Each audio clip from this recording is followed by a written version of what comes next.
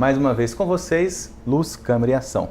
A nossa intenção é mostrar para vocês, para o nosso telespectador, um pouquinho do que acontece aqui no hospital, das diversas áreas, né, e dos diversos departamentos. Hoje o nosso convidado é o João Miguel Pasco, ele é enfermeiro do Centro de Intercorrência Ambulatorial, o nosso famoso CIA.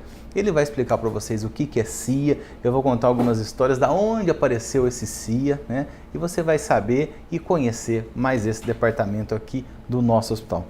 Tudo bem, João? Tudo bem. Bom, conta pra gente como você veio lá de Bebedouro, Taiúva, de uma família com tradição agrícola na parte rural, se transformou em enfermeiro. Como foi isso?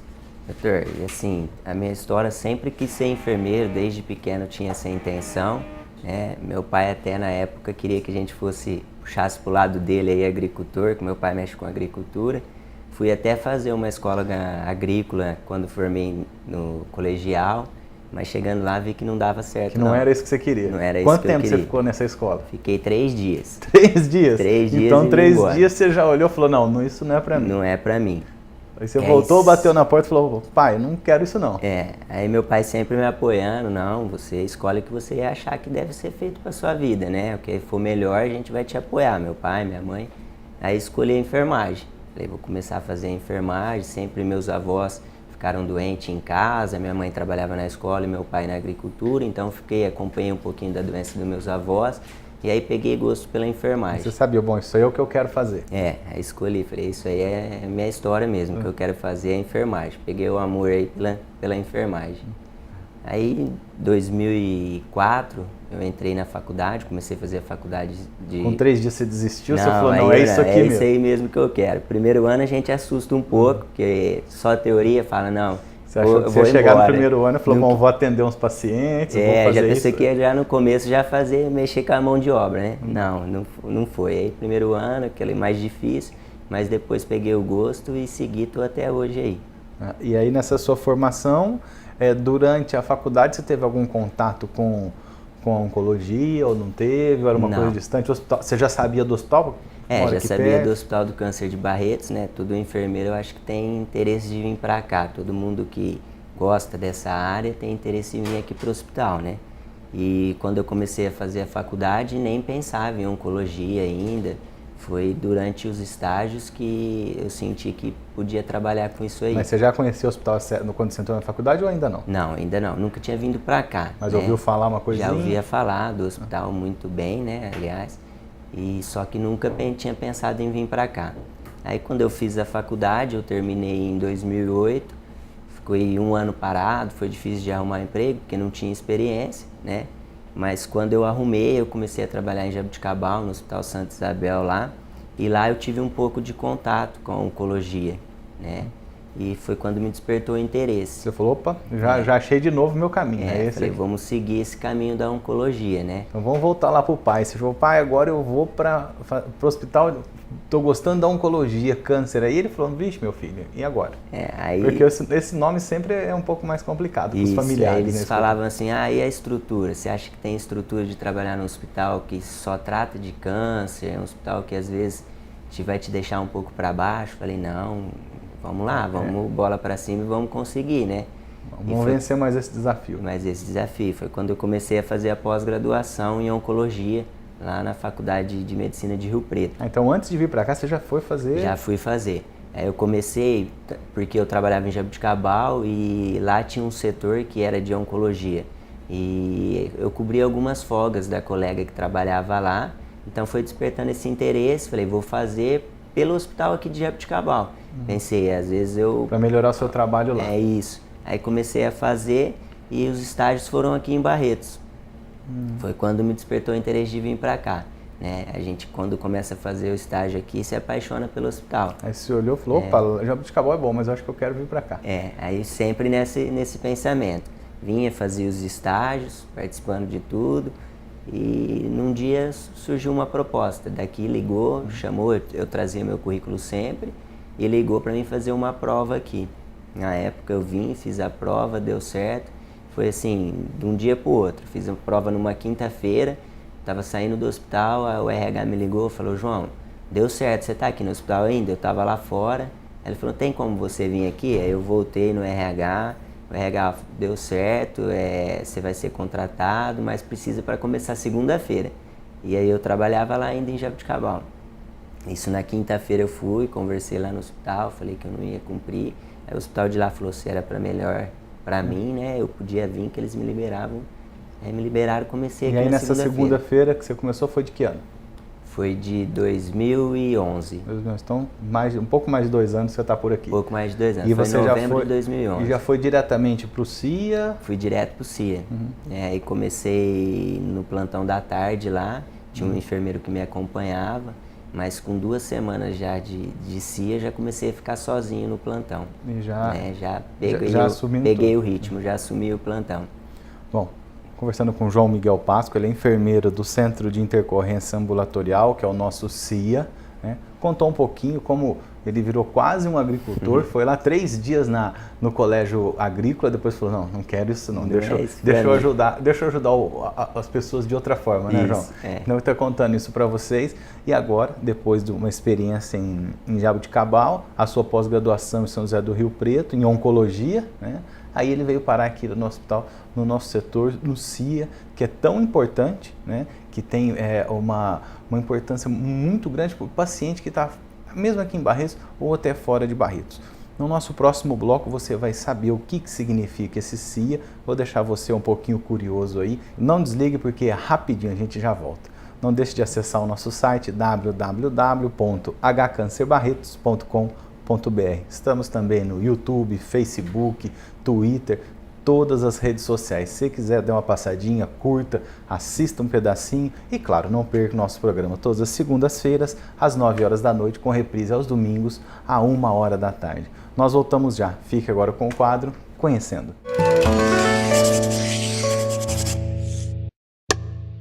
No domingo, dia 8 de dezembro, se encerrou a campanha Direito de Viver 2013. Realizada pelo Hospital de Câncer de Barretos, em parcerias com redes de televisão e emissoras de rádio por todo o país. No total, foram arrecadados R$ 14.105.973. O valor superou a meta proposta de R$ 10 milhões no início do programa. A meta foi alcançada graças a ligações do público pelo 0500, entre os dias 10 de novembro e 8 de dezembro.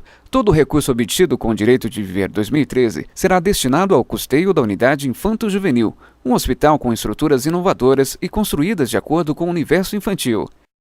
Além de emocionantes histórias de vida, o programa também contou com a participação de vários artistas, empresários e autoridades, como a participação do ministro da Saúde, Alexandre Padilha. Muita alegria de poder participar pelo 4º ano consecutivo do Direito de Viver. Eventos como esse são fundamentais, por um lado, para ajudar o Hospital do Câncer de Barretos, todas as iniciativas que acontecem no Hospital do Câncer de Barretos agora, em todo o Brasil, as unidades móveis, a parceria com vários hospitais, a implantação de novas unidades, tanto em Rondônia quanto no Mato Grosso do Sul, mas também para manter acesa essa vontade, essa corrente de solidariedade que tem do povo brasileiro. Muito feliz de estar aqui e passar a credibilidade para a população brasileira que queira doar para o Hospital do Câncer de Barretos, de saber que cada real doado vira atendimento público com qualidade e é utilizado com muita correção esses recursos.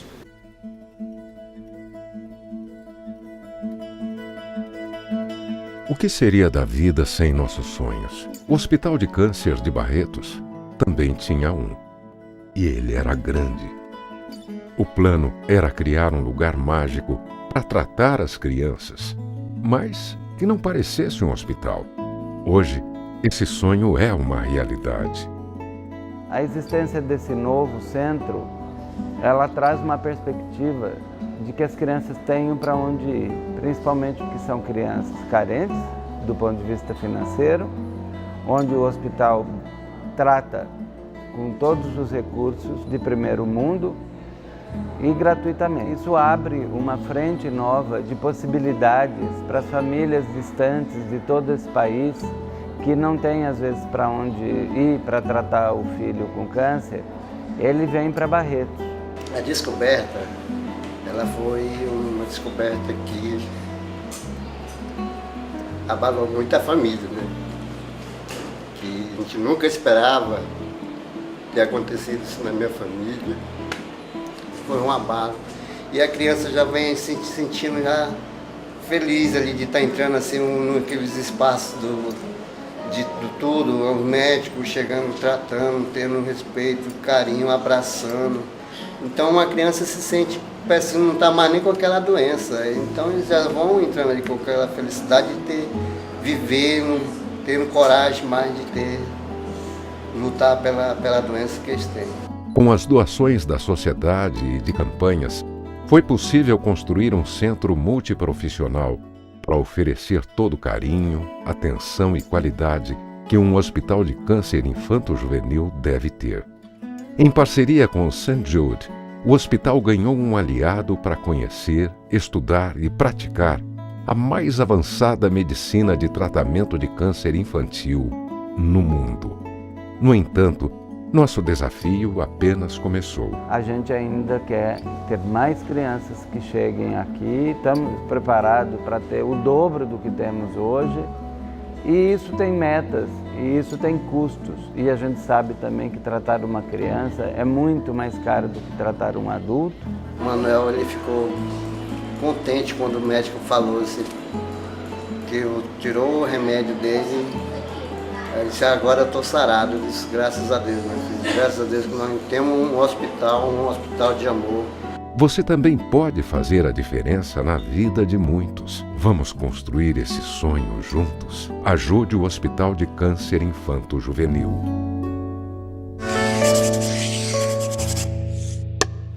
Voltamos. Luz, Câmara e Ação contra o Câncer. Hoje o nosso entrevistado é o João Miguel, ele é enfermeiro do nosso CIA, né? O CIA é o Centro de Intercorrência Ambulatorial, que, como eu prometi para vocês, ele vai contar o que é esse CIA agora para vocês. Vamos lá, João, conta pra gente o que é o CIA, o que o CIA faz, da onde o CIA veio, né? E ele parece com o quê? Tudo sobre, só tudo, o resto não precisa. Doutor, o CIA, ele veio com a intenção de ser um pronto-socorro, um pronto atendimento mesmo para os nossos pacientes com câncer. Então, todos os pacientes que faziam quimioterapia, que faziam radioterapia, que ficam nas nossas casas de apoio, não tinham um lugar de referência quando passavam mal a procurar, e sempre acabava procurando a quimioterapia, a rádio. E isso foi gerando um pouco de tumulto, muita gente chegando, os pacientes que vinham para fazer a quimioterapia e esses pacientes que tinham de intercorrência. Então criou o CIA em 2003, se eu não me engano, e para atender esses pacientes que vinham para intercorrência mesmo. Tinha um paciente com náusea, vômito, ao invés de procurar o setor de quimioterapia, foi criado o CIA para poder atender ele lá nesse setor. Bom, então o CIA é um pronto-socorro dentro do Hospital de Câncer de Barretos. Isso. E atende assim, se eu estou lá na rua passando mal, quebrei o pé, eu vou lá no CIA, você vai me atender? Não, aí como que funciona? O CIA é um setor especializado só em oncologia, como todo o resto do hospital. Então ele só atende os nossos pacientes que já estão tratando aqui em Barretos, né? O que pode acontecer de um acompanhante que passa mal na enfermaria, que está junto com o paciente, até dar o primeiro atendimento no CIA e depois acaba transferindo para algum hospital de origem. Então é como se ele fosse um pronto-socorro exclusivo dos pacientes aqui do Hospital de Câncer de Barretos. Isso, é isso aí. Ele é um pronto-socorro exclusivo dos pacientes aqui de Barretos, né? Muito acontece de pacientes de primeira vez acabam chegando como porta de entrada pelo CIA, porque é orientação das casas de apoio, às vezes acaba encaminhando esse paciente para o CIA. Esse paciente de primeira vez, o que ele é? É feita uma triagem com esse paciente pelos ambulatórios. Primeira vez é a primeira vez que ele vem no hospital? Primeira vez que ele vem no hospital. Como se fosse a primeira consulta? Como se fosse a primeira consulta. Então é feita essa triagem pelo ambulatório. E o ambulatório, ele agenda a data da consulta. Então, às vezes, a agenda para esses pacientes fica uma data um pouco longa. E o familiar, às vezes por causa de desespero, alguma coisa, descobre o CIA e acaba levando esse paciente no CIA. Só que não é uma coisa que deve ser feita, né? Porque pode prejudicar o paciente. Pode prejudicar o paciente. Às vezes acaba vindo da cidade sem nenhum preparo, sem equipe, e acabam trazendo no CIA por despreparo mesmo dos familiares. A gente orienta, no caso quando for uma coisa de urgência, a gente acaba atendendo no CIA, e o próprio médico do CIA, ele faz o contato com a equipe, que vai ser a equipe que vai tratar esse paciente, para ver se vai agendar a consulta para ele, se vai atender no mesmo dia, se vai marcar uma data para ele estar voltando, e acaba atendendo ali a urgência no momento e liberando esse paciente. Mas isso, claro, se esse paciente de primeira vez não for nenhuma urgência, ele atrapalha o fluxo normal, porque ali é um setor de urgência. De urgência e emergência. Então, o que acontece? Ele acaba sendo acolhido pelo enfermeiro, né? No caso, o enfermeiro atende, vê qual que é a urgência do paciente, e se não for nenhuma urgência, nós mesmos enfermeiros encaminhamos eles para o guichê, que é um guichê que é responsável só pelas primeiras vezes. E lá eles vão analisar os exames dele e agendar a consulta para a data mais próxima ou para a data que tiver. Bom, então vamos ajudar a população. Então, o paciente que está agendado, às vezes uma data um pouco mais distante, lembrando que essa data um pouco mais distante, às vezes são 15, 20 dias. Não passa muito disso aí, não tem mais do que 20 dias. Mas, cara, essa doença é um pouco complicada, né? O pessoal fica com medo e traz aqui para o nosso CIA, para o nosso pronto-socorro. Então, isso é uma coisa que nós não devemos fazer. Por quê? Lá é um setor de urgência e emergência, que o João está explicando para a gente, vai contar um pouquinho mais, mas isso vai atrapalhar o fluxo. Às vezes o médico, o enfermeiro está atendendo um paciente grave, aí ele tem que, ou antes disso ou depois, parar, ele atrapalha esse fluxo num paciente que tem a sua consulta agendada no ambulatório geral. Então, qualquer dúvida quanto a tempo, a data, é mais fácil ligar para o ambulatório e tentar remarcar. Né? E aí consegue mais fácil remarcar essa data, passar o que está acontecendo com o paciente em casa e pelo ambulatório mesmo eles conseguem adiantar essa consulta para o paciente. Bom, então conta um pouquinho mais para a gente, João, como é formado o CIA? Tem médico, enfermeiro, técnico de enfermagem, ele é pronto para quê? Bom, o CIA ele é formado, né? Ele tem uma recepção, uma sala de emergência com 2 leitos e tem 2 repousos, um com 8 leitos e um com 3. E uma sala de procedimentos que são 4 poltronas para medicações simples, né? A gente tem 6 enfermeiros e um médico gerente e uma base de 17 técnicos de enfermagem. Sempre no CIA vai ter 2 médicos de plantão, um médico titular e um médico residente. Né? Nas 24 horas vai ter médico para atender. 24 horas, 2 médicos lá para atender os pacientes que necessitam. Isso. Aí o paciente ele dá entrada pelo CIA, ele vem da própria cidade, acaba vindo aqui das nossas casas de apoio, da própria Madre Paulina, que é a nossa casa de apoio aqui do hospital mesmo. Então eles vêm, eles passam por uma triagem pelo enfermeiro, o enfermeiro faz o acolhimento dele. Nesse acolhimento, o enfermeiro classifica o risco dele, se ele tem que ser atendido aqui no CIA, se ele tem condições de ser atendido ambulatorialmente, ou se ele tem que passar mesmo pelo CIA. Quando é a conduta ambulatorialmente, a gente entra em contato com os enfermeiros das especialidades e discute o caso. Junto com os enfermeiros, a gente vê se ele pode ser encaminhado para aguardar atendimento no ambulatório no mesmo dia ou se ele vai ser atendido no CIA. E o CIA ele funciona todo dia, 24 horas por dia, inclusive sábado, domingo, todo feriado, dia, não tem? Sábado, domingo, feriado, o CIA não fecha. É um pronto-socorro mesmo, pronto-socorro mesmo, é como se fosse um pronto-socorro geral, só que só tratando os pacientes oncológicos. Então, no final de semana, o paciente que tem necessidade, ele vai para o CIA. Ele vai para o CIA. Aí ele chegando no CIA, ele vai passar pelo médico plantonista. Geralmente, muitos dos nossos atendimentos ali é dor, né? E ele passa pelo médico plantonista, o médico avalia, faz as medicações que forem necessárias, e se o médico achar que ele precisa de uma avaliação da equipe, o próprio médico solicita a equipe e a equipe vem avaliar o paciente no CIA. Isso daí você vai contar para a gente no nosso próximo bloco. O João vai falar um pouquinho como é a interação, né, do CIA com os departamentos, com as especialidades, mas isso você vai saber já já. Agora você fica com o quadro Conhecendo, mas não esqueça de acessar o nosso site www.hcancerbarretos.com.br e o nosso programa todas as segundas às 9 horas da noite, com reprise aos domingos à 1 hora da tarde. Voltamos já.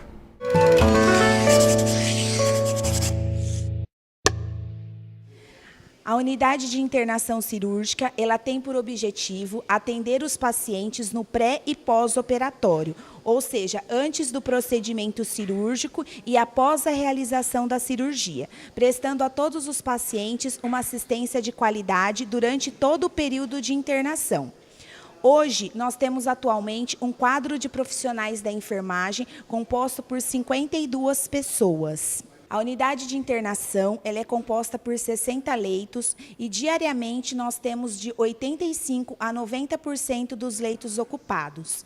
Nesta unidade atua uma equipe multidisciplinar para assistência ao paciente, sendo composta pela equipe de enfermagem, equipe médica, serviço de nutrição, psicologia, fonoaudiologia, fisioterapia e o serviço de ouvidoria, que trabalha em parceria com a enfermagem para sanar todas as dúvidas, sugestões e críticas que os pacientes queiram deixar para que a gente possa melhorar o nosso atendimento. No finalzinho de julho, comecinho de agosto deste ano, nós implantamos na unidade de internação cirúrgica o API, que é atenção ao paciente internado, com o objetivo de garantir 100% de rastreabilidade e segurança no preparo e na administração de medicamentos, como também a segurança no cuidado prestado pela enfermagem. Para a realização desse programa, hoje nós utilizamos os tablets na unidade de internação.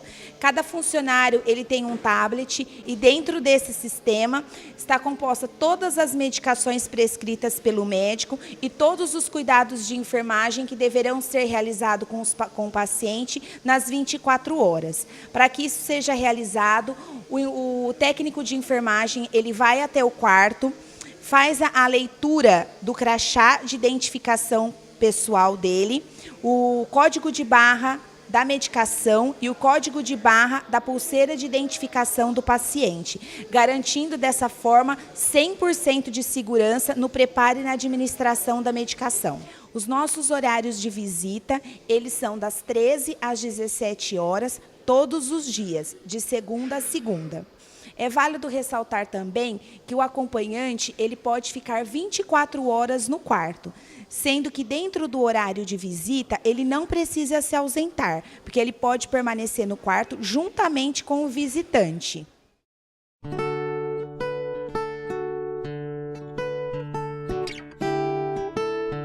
Estou acompanhando meu pai, José Zampieri, há 114 dias.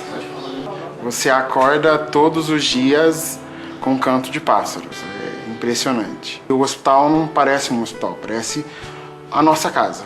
Que não dá nem vontade de ir embora, sabe? Não pela doença que eu tenho, né? Que ela vai indo, ela vai sarando, vai melhorando. Nossa amizade com enfermeiros, doutor, parece que é da família. A esperança é a melhor possível.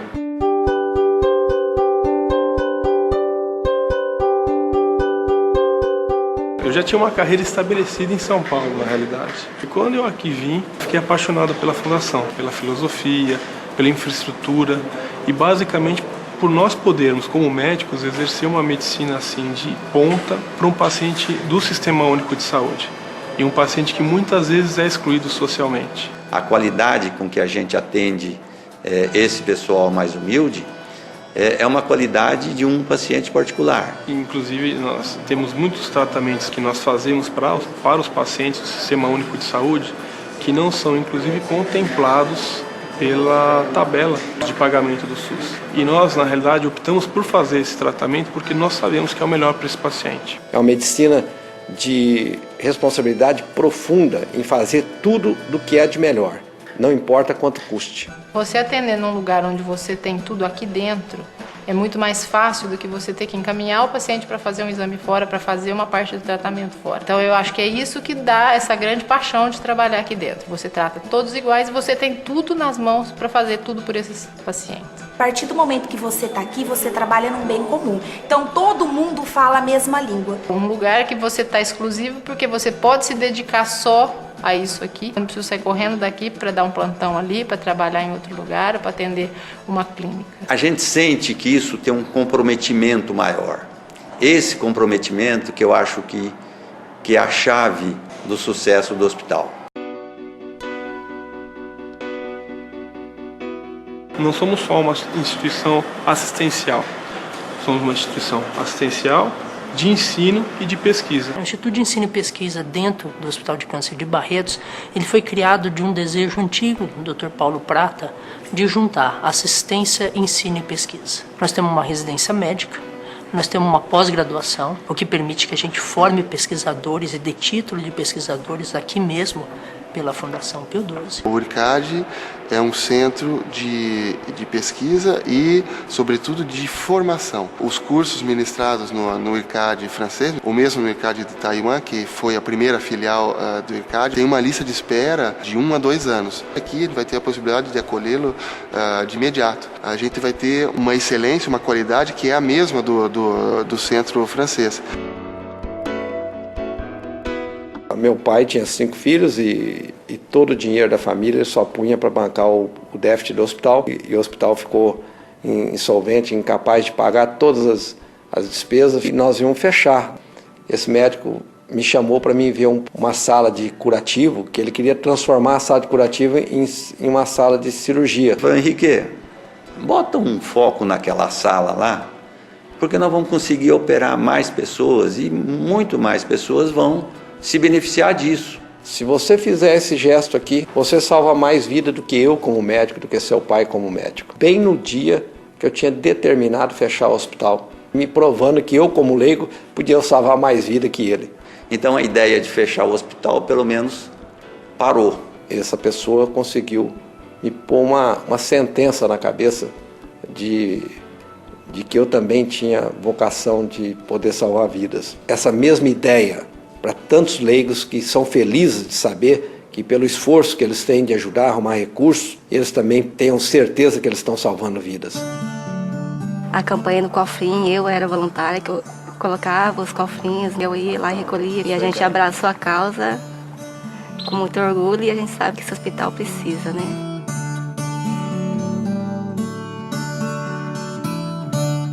A gente que roda a noite inteira, chega aqui, é um ótimo descanso. Mas pra gente é muito gratificante, né? A gente trazer, saber que possa ajudar de uma maneira, transportando eles, né? A gente chega da cidade, onde você foi de tal lugar, pronto, é amigo na hora. Aqui a gente descobriu a outra parte da família da gente. Aqui nós temos mais uma família nossa.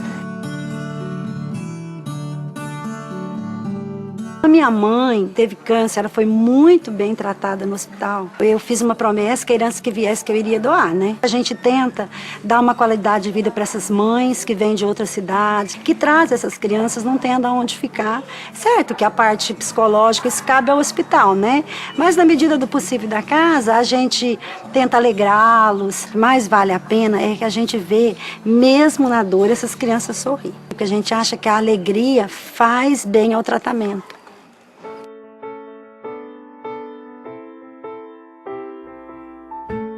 Não é só o tratamento, dar o remédio e tudo mais. Como você lida com o doente, isso é muito importante. Nós tratamos de pacientes, de seres humanos. Nós não tratamos de mama, de próstata, não. Na frente vem o seu João, vem a dona Maria, vem o seu Antônio. Todos os departamentos que o paciente passou, na químio, na rádio, ele recebeu uma dose de amor. Aqui não é a medicação que cura muito, é o calor humano, tanto dos médicos quanto dos enfermeiros. Então é muito forte essa filosofia de se tratar as pessoas em primeiro lugar por amor. As pessoas se identificam, os médicos se apaixonam por isso, assim como todas as pessoas que entram do portão da rua para dentro do hospital, elas também têm esse sentimento de que entrar num lugar mágico, num lugar onde que não existe remédio, o remédio é o amor.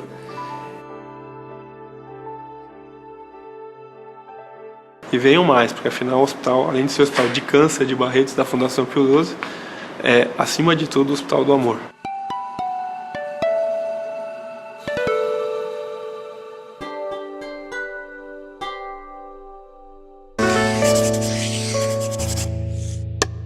Olá, mais uma vez com vocês, Luz Caminhação contra o Câncer. Hoje o nosso entrevistado é o João Miguel.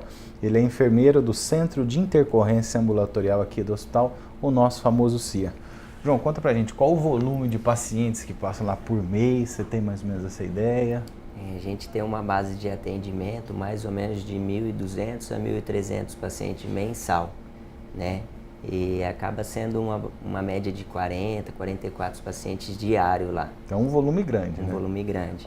Acho que é um mini ambulatório, apesar de ser um pronto-socorro, é um mini ambulatório. É um mini ambulatório. E esses pacientes vêm por demanda própria. A gente fez até uma pesquisa agora recentemente para saber como que esse paciente chegava ali no CIA.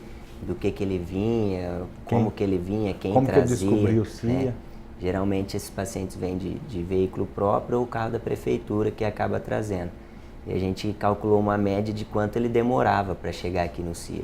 Então tem uma base de que 40%, 50% dos pacientes estão aqui nas nossas cidades, então demora em média de 10 a 30 minutos para chegar ali no CIA para ser atendido. E os que vêm de fora acaba demorando uma base de 2 horas para chegarem então, ali. Tem paciente que vem da cidade dele a 2, 3 horas de distância direto para o CIA? Vem direto para o CIA. Às vezes o paciente está passando mal na cidade, ele não procura o atendimento lá e acaba vindo direto para o CIA. O que a gente acaba orientando é que o paciente procura o atendimento na cidade para saber se ele tem condições de vir, porque a família se preocupa muito por causa da doença, está evoluindo e acaba pondo esse paciente no carro e trazendo sem condições. Tem algum preconceito, não sei se você já ouviu falar isso, dos pacientes de Barretos, né? A hora que ele vai a algum pronto-socorro, fala, não, se é de Barretos você tem que ser tratado lá ou eles atendem normalmente? Não, eles acabam atendendo, mas assim é o pessoal de fora, os pronto-socorros de fora, quando recebem um paciente de Barretos, eles falam, já está tratando em Barretos? Já estou em acompanhamento lá, então é melhor você procurar Barretos, né? A gente aqui não tem muita coisa que possa estar fazendo para vocês, então é melhor procurar Barretos. Porque você falou no bloco anterior que a maior queixa é que eles têm dor, né? E a dor poderia ser resolvida próximo da casa dele. Isso que a gente os hospitais de fora acabam pecando. Traz esse paciente que às vezes podia ter sido atendido no pronto-socorro da cidade, medicado para dor, e liberado. Esse paciente às vezes viaja 2, 3 horas para chegar até aqui no pronto-socorro por motivo de dor. O médico atende, medica, faz uma prescriçãozinha, uma receita de medicações para dor em casa. Razoavelmente simples. Razoavelmente simples, que às vezes qualquer médico que fosse atender ia fazer, e o paciente vai embora tranquilo, sem dor, e acaba melhorando, né? E além do paciente com dor, quais mais são assim, as coisas, o maior procura no CIA? Então tem dor, tem paciente que sente alguma outra coisa que vocês notaram lá na pesquisa de vocês? A gente recebe muito paciente, às vezes com queixa de sangramento, pacientes que tratam cabeça e pescoço, né? E obstrução intestinal, muito recebe lá no CIA.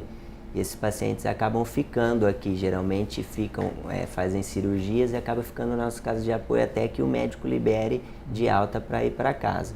E vem muitos pacientes que têm reações pós-quimioterapia, né? Náusea, vômitos. Esse deve ser o maior volume seu. Isso, o maior volume é isso aí, é dor, né? E esses pacientes com náusea, vômitos, e esse paciente que vem com assim, uma queixa de obstrução intestinal, quer dizer, o intestino não está funcionando, às vezes ele precisa até ser submetido a uma cirurgia, ou alguma outra causa que a pessoa tem que ser submetida a uma cirurgia. Então, o CIA faz alguma cirurgia ali, ou então dali encaminha para o centro cirúrgico, algum procedimento? Isso, então, o CIA, ele atende a urgência, o paciente chega, ele é atendido, e aí quando o médico vê a necessidade que a equipe precisa avaliar esse paciente, ele solicita a avaliação da equipe. O próprio médico entra em contato com o responsável pelo paciente, e aí eles passam e avaliam no CIA. Depois dessa avaliação, aí a equipe toma conduta, se o paciente vai internar, se o paciente vai precisar de alguma cirurgia, a gente encaminha para o centro cirúrgico, pacientes mais críticos, às vezes com sepse, que acaba aparecendo encaminhado para UTI. Então o CIA encaminha para todos os setores. O CIA é a porta de entrada, então não fica internado ali, às vezes fica algumas horas de observação, mas se for internar, interna na internação normal. Na internação, ele pode até passar algum tempo ali, mas ele fica, a hora que surge a vaga, a gente tem uma pessoa que fica gerenciando as vagas, a hora que surge a vaga, esse paciente já vai para o quarto. A ajuda, né, a esse médico que está lá no CIA, esses 2 médicos que você falou, essa interação com as outras equipes, como é que é? Ele vê um paciente e ele pede essa avaliação e o departamento, no caso, vamos supor, o departamento da mama, o departamento do digestivo, eles vão só quando são chamados ou tem já tem algum esquema pronto? Tem uma rotina já pré-estabelecida, né? A equipe passa de manhã, passa a equipe toda, de todas as especialidades, de manhã no horário do almoço e no fim da tarde, hora que acaba os ambulatórios. Então, mesmo se não tiver nenhum paciente da equipe, vai passar um médico lá para saber se tem ou não. Porque às vezes o paciente chega 5 horas da tarde e o médico solicita uma avaliação da equipe. Então ele espera a equipe passar 6 horas e o médico já atende, quando não é um caso de extrema urgência. Então 3 vezes por dia, todas as equipes do hospital dão um pulinho lá para te visitar no CIA para saber se tem alguma coisa. Geralmente passa a equipe médica e passa os enfermeiros das especialidades. Eles também passam para saber se tem algum caso de paciente lá. E quando tem alguma avaliação, a gente entra em contato, tanto o médico entra em contato com o médico da equipe, e a gente faz o contato de enfermeiro para enfermeiro. E aí o médico desce para avaliar. Quando é um caso de urgência, ele desce para avaliar, avalia, para definir a conduta. Essa troca de informações ela é rápida, o médico da especialidade vem rapidamente lá. Vem rapidamente. O paciente não fica esperando. Não, tem que esperar, porque tem aquilo, tem aquilo. Sempre é deslocado o médico para dar especialidade para resolver o problema. Geralmente a equipe discute, desce um residente, o residente pega o caso, vê o que está acontecendo, sobe para discutir com o médico titular e aí eles definem a conduta. Depois dessa conduta, internação ou centro cirúrgico, internação clínica, internação cirúrgica, a gente encaminha os pacientes. Geralmente eles não ficam lá muito tempo internado não, às vezes interna de manhã até a tarde a vaga já sai. Já está resolvido o problema. Já está resolvido o problema. Bom, estou conversando com o João Miguel, ele é enfermeiro do CIA, Vocês estão conhecendo um pouquinho do CIA, nós vamos voltar daqui um pouquinho, ele vai contar o que eles vão fazer ainda mais para acolher melhor esse paciente, para o atendimento ser um pouquinho mais rápido. Não deixe de procurar a gente no YouTube, Twitter e no Facebook. No YouTube você pode assistir o nosso programa, pode assistir o programa inteiro, assistir um pedacinho, escutar só aquela pergunta que você está com dúvida. Não deixe de acessar todos os nossos canais nas redes sociais. Você vai ficar agora com o quadro Uma Dose de Saúde e voltamos já.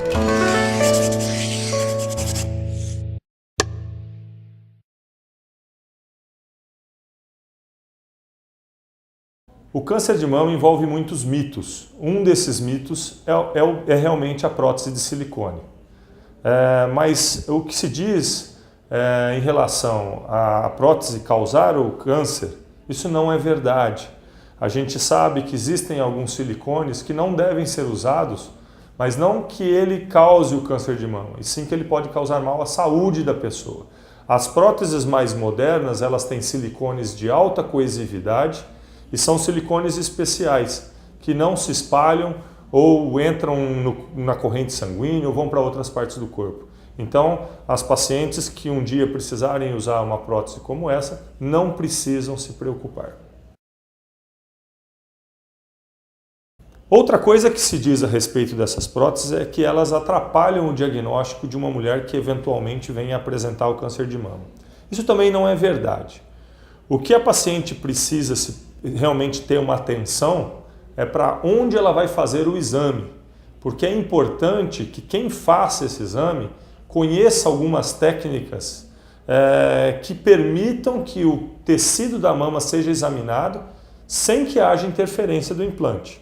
Então existem manobras especiais que devem ser realizadas e dessa forma o implante não vai interferir no diagnóstico para o câncer de mama.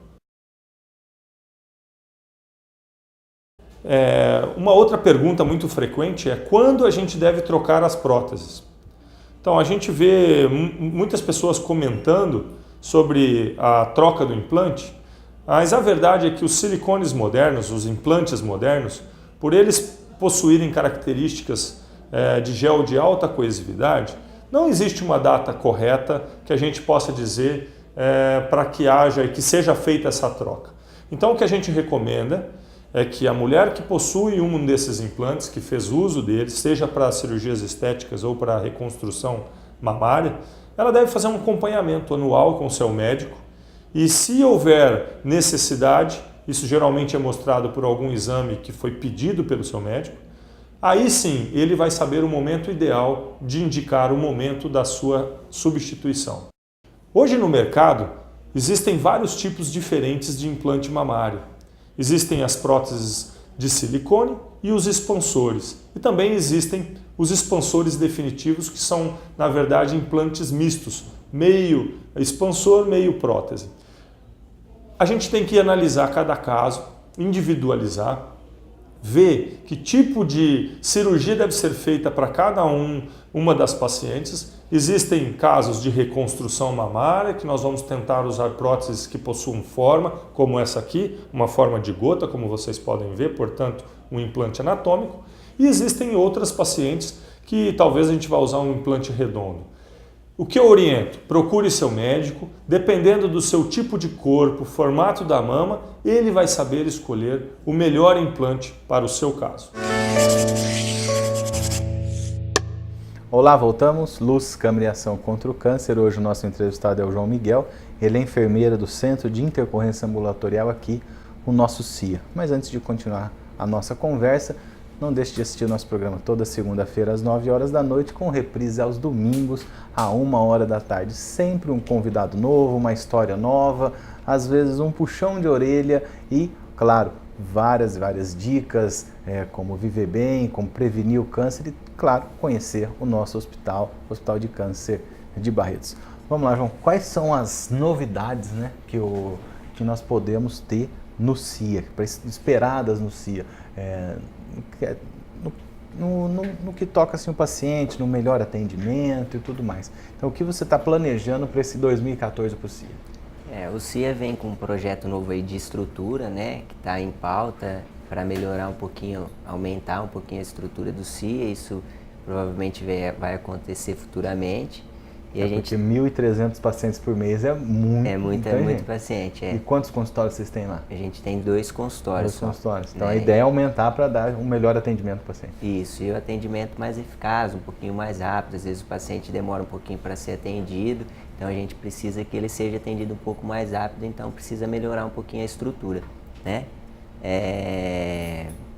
Tem um projeto de dor, que agora a gente tem uma enfermeira responsável só pela dor, junto com o hospital da Unidade 2, do Hospital São Judas, né? Ela está trabalhando em cima disso aí. Porque o seu maior volume é uma grande parte do nosso paciente é paciente com dor. Então, ela está participando das reuniões, tem reuniões mensais lá, e ela está trazendo isso para melhorar o CIA, para que esse paciente com dor não fique na recepção, por exemplo, esperando meia hora, 40 minutos para ser atendido. Então, o CIA, né, colocou uma enfermeira que só trabalha com dor. Vai ficar só responsável por isso aí. Então, a gente está treinando recepção, tudo, para que quando o paciente chega e elas observam que eles têm fáceis de dor lá na frente, ela já vai e chama um enfermeiro para poder estar avaliando ele na frente. Às vezes chega alguma coisa que é simples, mas o paciente está lá com muita dor, às vezes abaixado até na recepção, e aí essa enfermeira vai avaliar, e as condutas, né, até médicas, porque a gente tem muitos residentes que acabam atendendo e aí a gente acaba medicando, esse paciente acaba indo embora para casa só com medicação para dor, então ela vai fazer um acompanhamento desses pacientes. Essa paciente vai participar do ambulatório da dor que tem lá no hospital da São Judas, da área paliativa. E a gente vai acompanhar esse paciente para saber se ele está fazendo uso das medicações corretas, porque geralmente os pacientes chegam e o ambulatório passa as medicações para o paciente tomar em casa e ele acaba não fazendo o uso correto das medicações, né? Por, às vezes, simplicidade, né? Então vai ter uma enfermeira para fazer essas orientações para esse paciente. Esse paciente vai chegar, vai ser atendido pelo médico, atendido pelo enfermeiro, e antes dele ir embora, ele vai sair com as orientações todas prontas de como ele vai usar a medicação em casa, o que vai ser feito para melhor qualidade dele no tratamento. O que eu gostei que você falou aí, João, foi o seguinte, então quer dizer, as funcionárias da recepção, elas estão sendo treinadas para identificar pela face do paciente, pelo gestual dele, pelo que está acontecendo. Isso. O que acontece? Como o acolhimento, a gente fica do lado de dentro do hospital, a gente fica da porta para dentro do CIA. Então eu não estou vendo o paciente que está lá fora. Então eu estou sentado lá na minha sala, fazendo os acolhimentos, chegam 5 pacientes junto. Desses 5 pacientes, a fichinha vai chegar para mim junto lá. Então, pela recepção, eu já vou saber qual paciente que eu vou ter que chamar primeiro, que provavelmente está com mais dor ou que está com uma falta de ar lá na frente, está um pouco dispneico. Então, elas já vão me falar, João, esse paciente, no momento em que ele chegou na recepção, a gente observou que ele está com muita dor.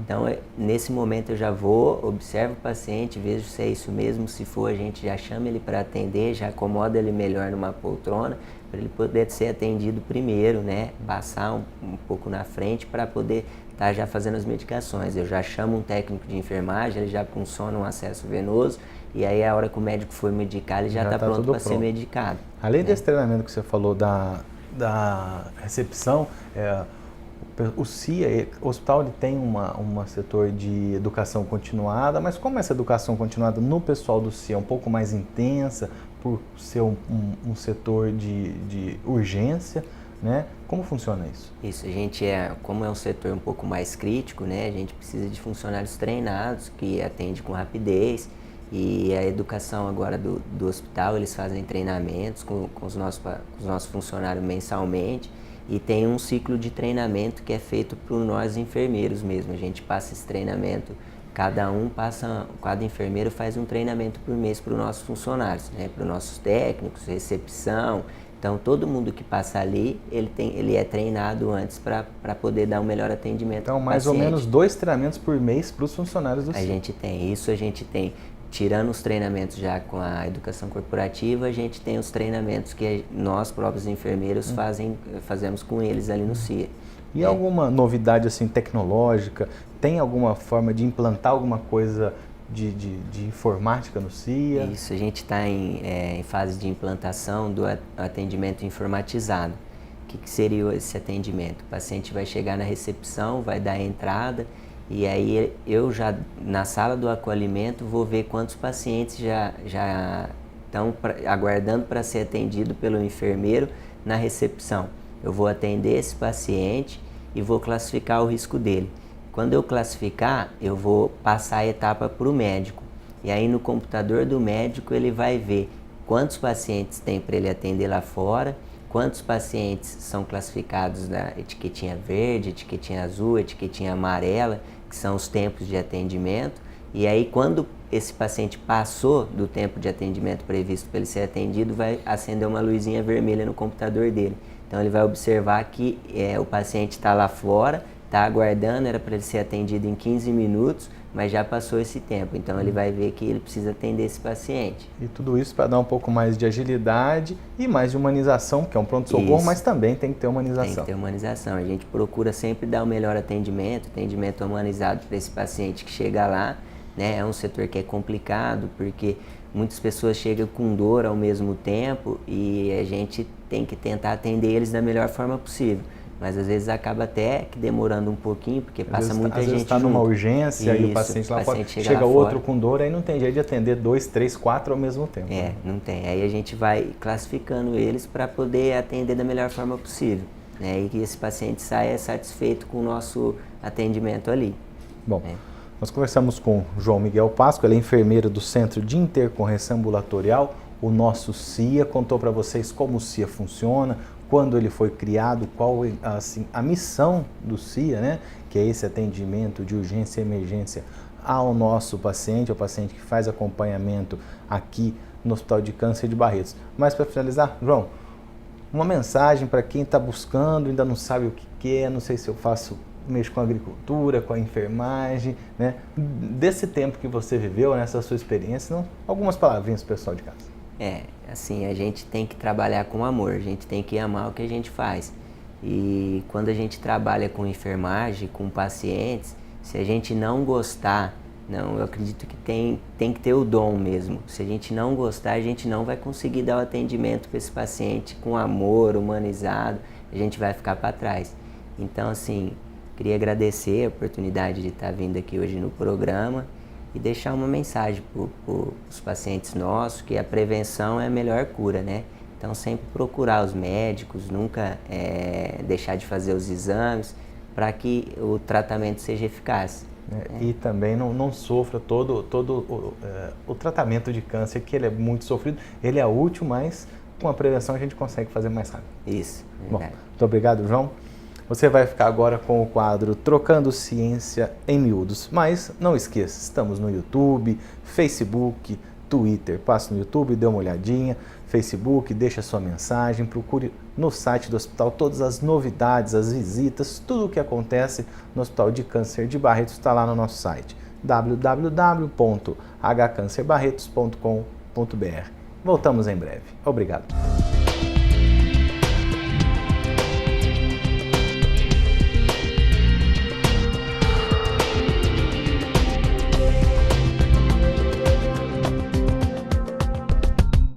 Olá, tudo bem? Estamos mais uma vez com vocês com o quadro Trocando Ciência em Miúdos. Nós temos hoje a nossa convidada, que é a farmacêutica Vanessa Uzan, ela que é supervisora aqui da farmácia do Hospital de Câncer de Barretos e que também está fazendo o seu mestrado aqui na Fundação Pio XII. O mestrado dela é com pacientes que têm osteosarcoma, que é um câncer que dá nos ossos. Olá, Vanessa, tudo bem? Olá, tudo bem? É um prazer estar aqui hoje para falar com vocês sobre o meu estudo. Vanessa, conta pra gente um pouquinho o que é o osteosarcoma. O que é isso? Bom, o osteosarcoma, ele é um tumor que dá nos ossos, né? Normalmente acomete pessoas na idade jovem, onde elas têm aquele crescimento rápido, e aí é onde pode dar esse probleminha aí na célula e crescer esse tumor nos ossos.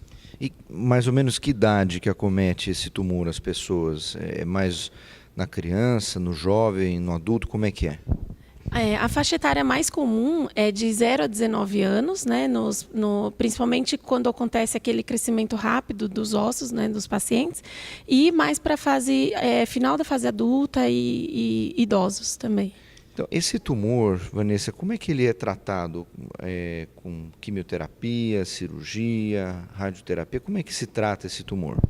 Normalmente, quando os pacientes chegam aqui e o tumor não está muito avançado, eles fazem uma quimioterapia para tentar diminuir um pouco desse tumor e tentar fazer uma cirurgia menos agressiva. Então, pós-quimioterapia, eles vão para a cirurgia. É basicamente cirurgia e quimioterapia, é isso? E eu sei que você está fazendo um estudo especificamente relacionado com esse tipo de tumor. Você pode explicar para a gente um pouquinho o seu estudo, como é que é, Vanessa? Sim. Esse tumor, ele é altamente metastático, então é um tumor que pode se espalhar muito facilmente pelo organismo.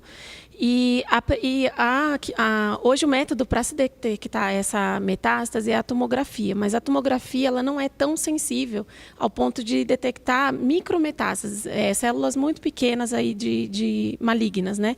Então, nós estamos estudando o quê? Umas moléculas que normalmente são expressas em muitos outros tumores e que podem estar sendo expressas também no osteosarcoma e que vão nos dizer, antes da tomografia, se existe essa metástase ou não nos pacientes. Então, isso ainda não é utilizado pelos clínicos, no dia a dia do médico. Então, você está fazendo alguma coisa para ajudar o médico, é isso? Exatamente, isso ainda não é utilizado. E se a gente conseguir comprovar que isso realmente acontece, nós vamos poder iniciar um tratamento mais agressivo para esses pacientes que a gente, olhando, às vezes não tem metástase, mas eles podem sim ter essa micrometástase. Quer dizer que hoje em dia, então, o exame, a tomografia pode falhar e não diagnosticar a metástase, que é a doença à distância, e aí, nesse caso, o tratamento não seria o ideal. A gente teria que saber se tem metástase ou não para fazer o tratamento correto. Exatamente. A tomografia ela tem um valor, um máximo, um mínimo de células que ela consegue detectar. Então, a nossa ideia é que a gente consiga detectar antes disso. Então, o seu estudo deve beneficiar os pacientes no futuro, provavelmente. É isso que você quer achar? A gente acredita que sim. Obrigado, Vanessa, pela sua entrevista. É isso aí, o Hospital do Câncer de Barretos fazendo pesquisa para poder beneficiar os pacientes. Espero vocês na próxima semana. Até lá.